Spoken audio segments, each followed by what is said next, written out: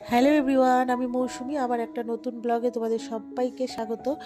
তো ঘুম থেকে উঠে গেছি, উঠে এবার ফ্রেশ ট্রেশ হয়ে গেছে, আর ওই সব না ভিডিওগুলো করিনি। তো সরাসরি চলে এসেছি রান্নায়। তো আজকে মেয়েকে টিফিনে করে দেবো কড়াইশুঁটি কচুরি। আগের দিন না রাত্রিবেলা জানো তো বন্ধুরা পুরটা বানিয়ে রেখেছিলাম। কেন বলো তো, সকালবেলা না হিমশিম লেগে যায়, আর বুঝতেই পারো দুজনে এক সময় যদি বেরোয় আমি কি করে একা হাতে করব। তো যেহেতু দুজনে দু রকম খাবার, হাজব্যান্ড ভাত নেবে আর মেয়ে নেবে রুটি তরকারি বা লুচি পরোটা চাউমিন ম্যাগি এইসব। তো বুঝতেই পারো যাদের যাদের এই বাড়িতে এরকম অবস্থা তাদের কি রকমই না টেনশন হয়।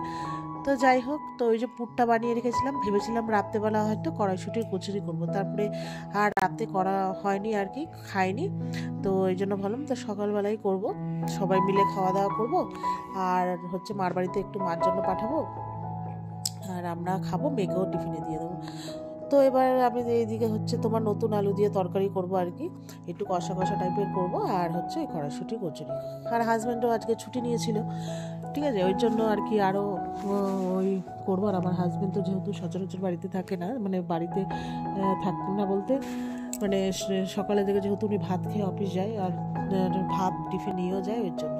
তো ওই যে আলুর দম আর তোমার কড়াইশুঁটি কচুরি করেছি, করে রান্না বান্না হয়ে গেছে, মেয়েকে দিয়েছি টিফিনে। হাজব্যান্ড মেয়েকে বাসে তুলে দিয়েছে, তারপরে মাছ টাছ করেছি, আর ওগুলো না ভিডিও করিনি। তো তারপরে যেহেতু কচুরি ভাজার পরে যে তেলটা অনেকটা বেশি ছিল, তো এটা কি করবো, আবার একটা বাটিতে রাখবো। তো লাস্টে না সেরমভাবে খাওয়া দাওয়া হয় না, তারপরে ওই করতে করতে পুড়ে নষ্ট হয়ে যায়। তো ওই যে তোমরা দেখেছিলে যে আমাদের একটা বড় দেখে ভেটকি মাছ এসেছিলো মার বাড়িতে। তো সেই ভেটকি মাছটা তো ফিলে করে এনেছিল ফিঙ্গার, আর তোমার ওই কি বলে ফিশ, এটা তো ফিঙ্গার, আর একটা কাটলেট টাইপের, ঠিক আছে। ওই আর যেগুলো কেটেছিল ওগুলো তো মারা পাতুরি আর এইসব করে খেয়েছে।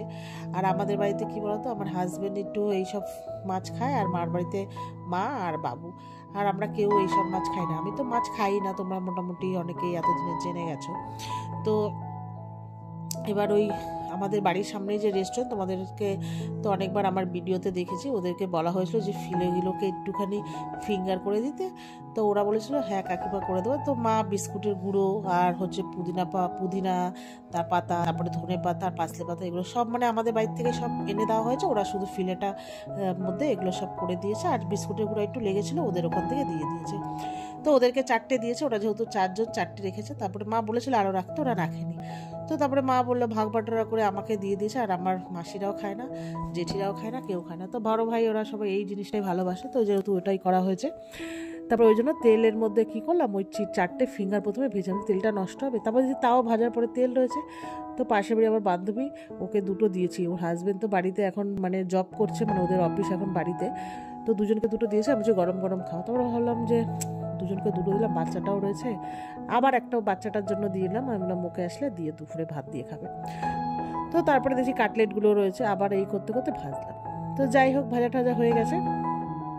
তারপর আমার একটা পার্সেল আসলো, ভাত খেলাম, খেয়ে ঘুম থেকে উঠে গেছিলাম মেয়েকে পড়তে দেওয়ার পর আমি আর হাজব্যান্ড একটু বেরিয়েছিলাম। ওই অ্যাস্টেটা এনেছি, ওটার মধ্যে লাফিং, মানে যে কী বলে লাফিং, সরি, ওই তোমার ওই কী বলে লাকি বাম্বু গাছ রাখবো, ওই জন্য নিয়ে এসেছি। আর নিয়ে এসেছি মোমো। তো চলো ভিডিওটা এই পর্যন্ত, ভালো লাগলে লাইক শেয়ার করো, টাটা, গুড নাইট।